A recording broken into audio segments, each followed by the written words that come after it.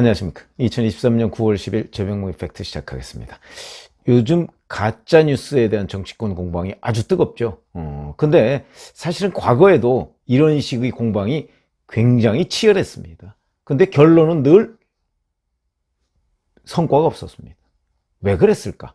그래서 제가 가짜뉴스의 노병은 이제 그 진행 과정, 그 다음에 죽음, 이것까지 말씀을 드리려고 합니다.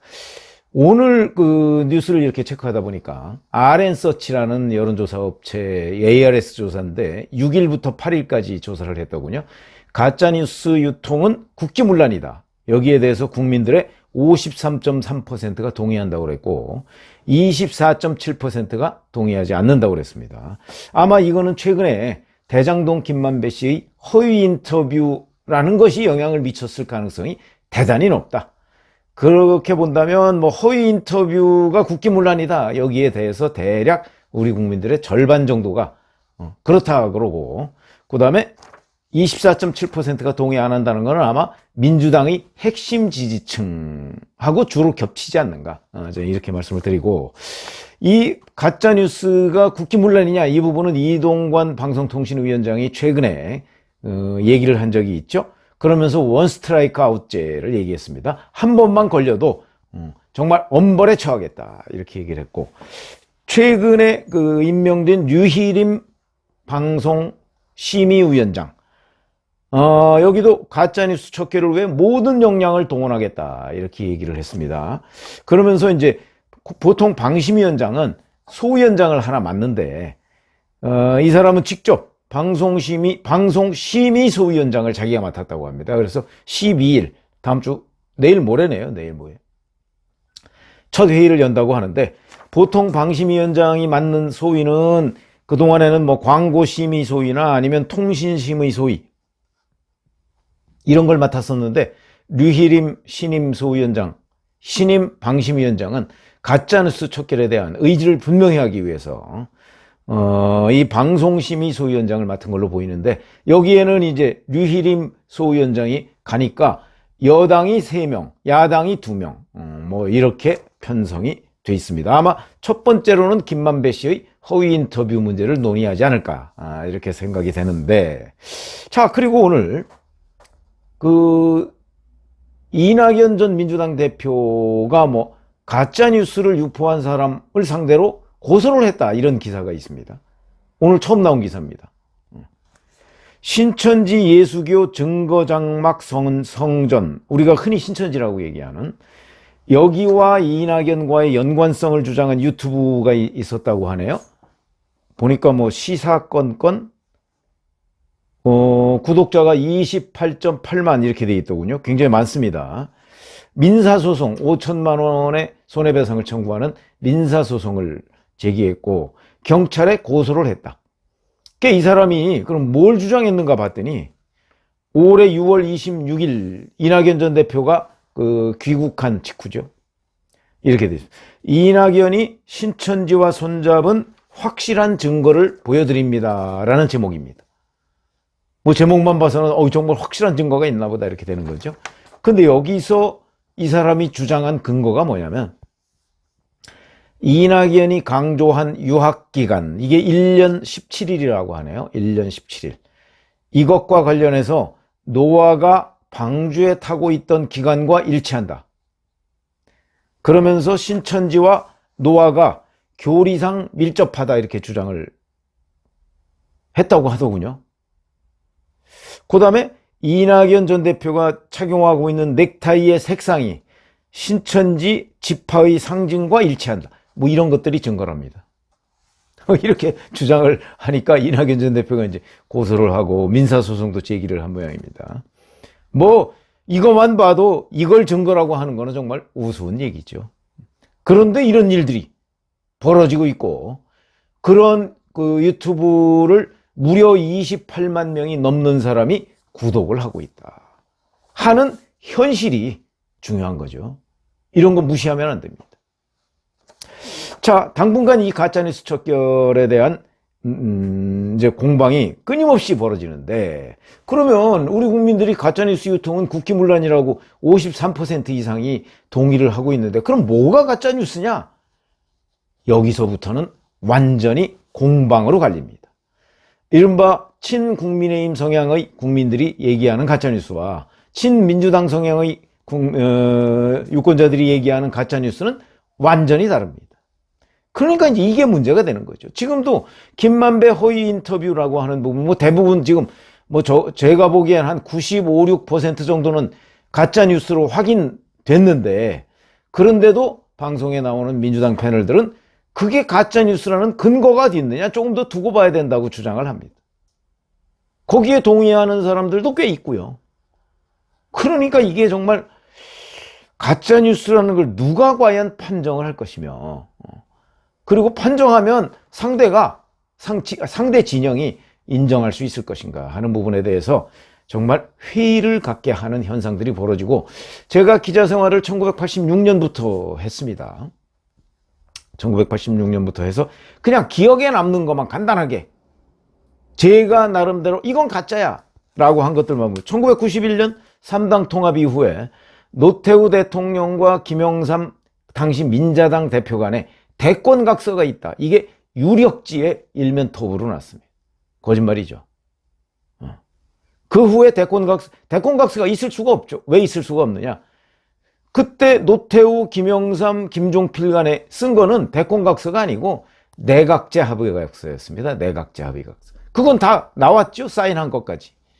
대권각서는 지금까지 한 번도 나온 적도 없고, 대권각서와 내각제 각서가 병존한다고 생각하는 사람은 아무도 없죠. 그리고 제가 그때 취재기자였기 때문에 확인을 했습니다. 있을 수가 없는 거죠. 그리고 내각제 합의각서가 딱 공개가 되니까, 실물로 공개가 되니까 YS가 거기에 사인했던 김영삼 당시 대표가 부인했습니다. 내 사인이 아니라고. 거짓말이죠. 그런데도 그걸 옹호한 매체들이, 유력지들이 꽤 있었습니다. 이런 게 명백한 가짜뉴스입니다. 자, 그 이후에 1997년과 2002년에 김대업 공작, 병풍. 이거는 그 이후에 이제 법원 판결을 통해서 어느 정도 드러났지만, 아직도 그 배후는 미궁이다. 기양건설 20만 불 전달. 이것도 이와 관련해서 서른 의원 옥살이를 했지만, 서른 의원 지금도 국회의원입니다. 가짜뉴스, 허위 보도를, 허위 공작을 한 혐의로 옥살이를 한 현역 의원. 근데 그 이후에 국민이 또 그 사람을 찍어줬습니다. 이렇게 되니까 가짜뉴스는 근절될 수가 없다. 광우병 파동? 가짜뉴스라는 거 다 드러났고, 그때도 심지어는 대법원에서까지 그 광우병 파동 보도 MBC가 했었죠. 근데 그 보도가 잘못됐다. 그런데 그게 그렇게 보도할 수 있다는 식으로 돼서 사실상 면책이 됐습니다. 오역, 그 번역을 잘못했다. 그게 의도가 없었나요? 의도 없이 그런 번역을 하나요? 엄벌에 처해야 되는데 그렇지 못했다. 아직도 미국산 쇠고기 안 먹는 사람이 있습니다. 놀라운 일이죠. 박근혜 전 대통령의 세월호 7시간 얼마나 거짓이 난무했습니까? 최순실 씨 거액 해외 비자금설 몇 조 이런 거. 그 다음에 문재인 정부 때 MBC가 보도한 검언유착 의혹. 그 다음에 유시민 씨가 얘기한 노무현 재단에 대한 검찰의 계좌 추적. 그 다음에 지금 얘기하는 김만배 허위 인터뷰. 대장동 사태의 몸통이 윤석열 후보다 하는 거. 가장 최근에 청담동 술자리 의혹. 또 하나 서울 양평 고속도로 김건희 특혜 의혹. 이런 거죠. 자, 그러면 가짜뉴스는 어떻게 생성이 되느냐. 과거에는요, 국내에 어디 주간지나 이런 데 중심, 아니면 주로 해외의 주간지 같은데, 이런 데에서 생성이 됐습니다. 그러면 그거를 이제 국내에 있는 매체나 정치인들이 받아서 해외에 어디에 이런 게 났더라 라고 해가면서 유포를 시작했었거든요. 지금은 그렇지 않습니다. 지금은 인터넷 매체나 아니면 유튜버에 의해서 유포가 된다. 이낙연 전 대표가 고소한 바로 그런 식입니다. 어느 유튜버가 얘기를 합니다. 유튜브에서 주장을 하고 뭐 근거가 나름대로 뭐 이런 경우는 뭐 말이 안 되지만 하여튼 그럴듯하게 그게 바로 서울 양평 고속도로죠. 거기에서 그 양평 고속도로 뭐 종점이라는 표현을 써가면서 그게 분기점이라는 사실을 전혀 얘기하지 않습니다. 그래서 마치 IC 나들목인 것처럼 오해를 사도록 그러면 현장을 가봤다는 등 뭐 이러면서 그렇게 얘기를 합니다. 그러니까 그걸 듣는 사람은 저도 그걸 1시간 넘게 들어봤는데 그럴듯합니다. 그런데 문제는 분기점에 땅을 가지고 있는 그 땅은 땅값이 오르지 않습니다. 분기점은 나갈 수 있는 데가 아니거든요. 그럼 현장을 가봤다고 유튜브 더 탐사라는 데서 주장을 하는 현장을 가봤으면 봤을 거 아닙니까? 그런데 왜 분기점이라는 표현을 안 쓰죠? 본인들도 알았다는 얘기죠. 이런 식으로 요즘에는 워낙 손쉽게 가짜뉴스를 만들 수 있다. 유튜브 만드는데 뭐 그렇게 엄청 힘든 거 아니거든요. 그러다 보니까 유튜브가 새로운 가짜뉴스의 온상이 되고 있다. 이렇게 말씀을 드릴 수 있고. 자, 그러면 로병이라는 게 제가 그 진행 과정이라고 말씀드렸는데 이게 가짜뉴스가 곧바로 판명이 안 됩니다. 서울 양평 고속도로 청담동 술자리 의혹, 저도 청담동 술자리 의혹 때 처음에 녹음 파일이 나왔을 때 이건 일단 알아봐야 되겠다 이렇게 제가 말씀을 드린 적이 있었습니다. 사실이 아니고 알아봐야 되겠다. 왜? 그걸 제가 무슨 근거를 가지고 부인합니까? 그 사람이 봤다는데 그게 설령 그 사람이 믿을 수 없는 사람이라 할지라도 우선 믿을 수 있는 사람인지 없는 사람인지 제가 아는 사람이 아니니까 그 사람이 그날 밤 봤다는데 날짜까지 나오고 시간까지 나오고 등장인물들이 다 나오는데 그걸 무슨 재주로 부인합니까? 그런 게 녹음이 돼 있는데. 그렇죠? 그래서 저도 이거는 일단 녹음 파일이 있으니까 한번 확인을 해볼 필요가 있겠다 이렇게 말씀을 드린 적이 있었습니다. 물론 그게 나중에 결과적으로 보면 제가 잘 모르고 그냥 뭐 그 가짜 뉴스를 가지고 한번 확인해 보자 이렇게 얘기한 모양새가 됐지만 그 당시로서는 최선의 판단 아니었는가? 그걸 누가 아니라고 할 수 있겠는가? 그런 부분이죠. 이렇게 곧바로 확인이 안 됩니다. 그리고 관련된 사람들이 예를 들어서 부인하더라도 청담동 술자리가 그런 거죠. 윤석열 대통령 부인하고 한동훈 법무부 장관이 부인한다고 그래서 그 두 사람이 부인하면 그러면 그게 사실이 아닌 게 되는 건가? 그때 김앤장에 30명의 변호사들이 모였다고 하는데 김앤장에서 부인하지 않았습니다.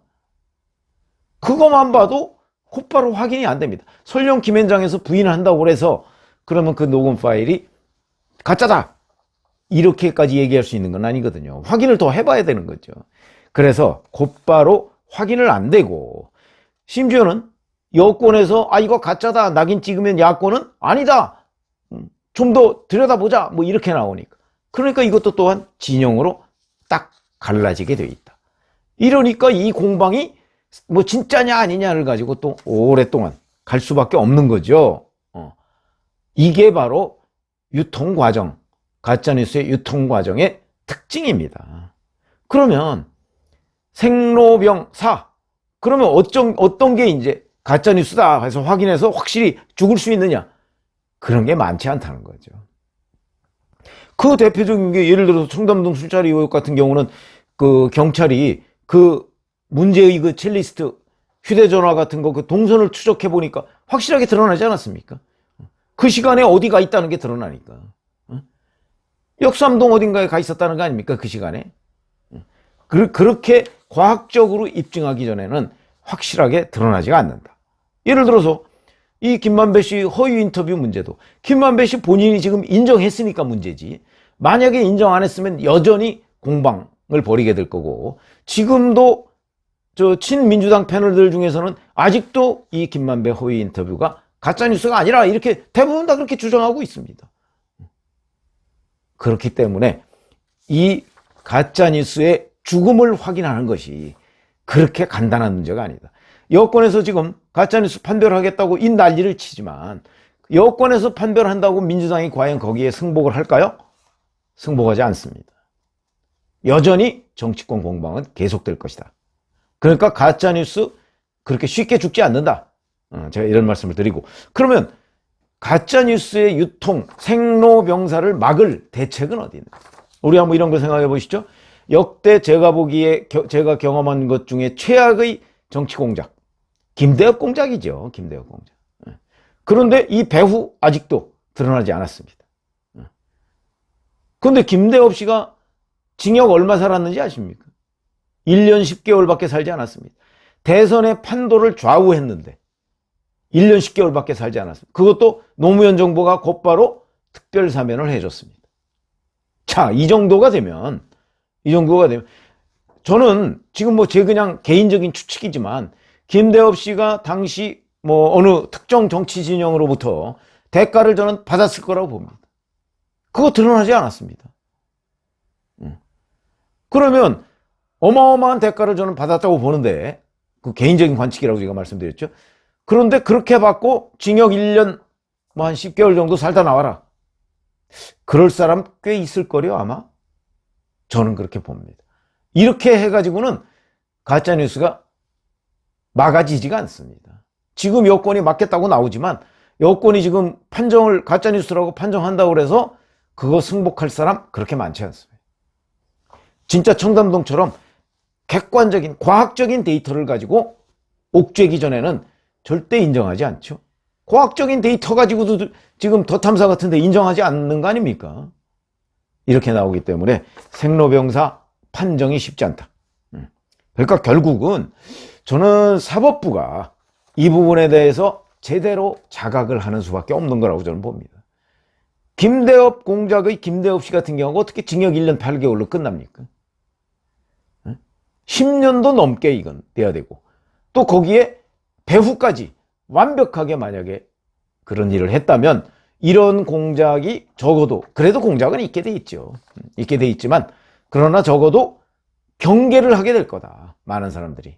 청담동 술자리 그거 가지고 관련자들 모조리 다 구속 수사하고 그 다음에 사법부가 엄벌을 한다면, 그렇다면 청담동 술자리 의혹 같은 거 절반 이하로 줄어들 겁니다.